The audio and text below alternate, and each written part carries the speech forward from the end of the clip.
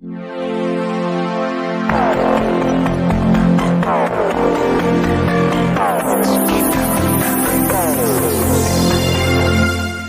सरकारने मुख्यमंत्री माझी लाडकी बहीण योजनेतील निकषात अद्याप एकही बदल केलेले नाही, असे स्पष्टीकरण महिला व बालकल्याण मंत्री आदिती तटकरे यांनी दिले आहे। तसेच ज्या लाडक्या बहिणींच्या खात्यात पैसे जमा झाले ते पैसे सरकार परत घेणार नसल्याचेही त्यांनी स्पष्ट केले आहे। तर उपमुख्यमंत्री अजित पवार यांनीही लाडक्या बहिणींना मिळणारा लाभ मिळतच राहणार असून ज्या बहिणींचे वार्षिक उत्पन्न 2.5 लाखापेक्षा जास्त आहे, पडताळणीनंतर त्यांना योजनेचा लाभ मिळणार नसल्याचे स्पष्ट केले आहे।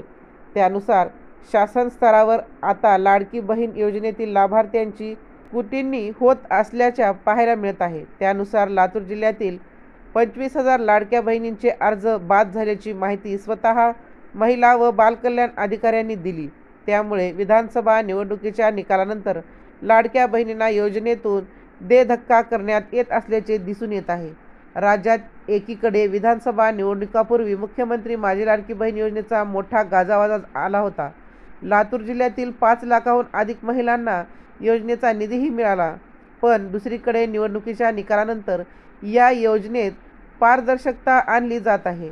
अर्जाची छाननी केल्यानंतर आता लातूर जिल्ह्यातील तब्बल 25,136 लाडक्या बहिणींचे अर्ज रद्द करण्यात आले आहेत। लाडक्या बहिणींना महिन्यासाठी 1,500 रुपये कधी खात्यामध्ये पडणार याची उत्सुकता सातत्याने आहे।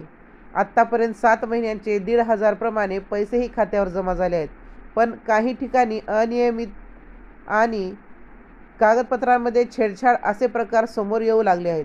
तर काही अर्जामध्ये कागदपत्रांची पूर्तताच झाली नसल्याने वास्तव समोर येत आहे। त्यामुळे लातूर जिल्ह्यातील 25,136 अर्ज हे रद्द करण्यात आल्याचे जिल्हा परिषद विभागाचे स्पष्ट केले आहे।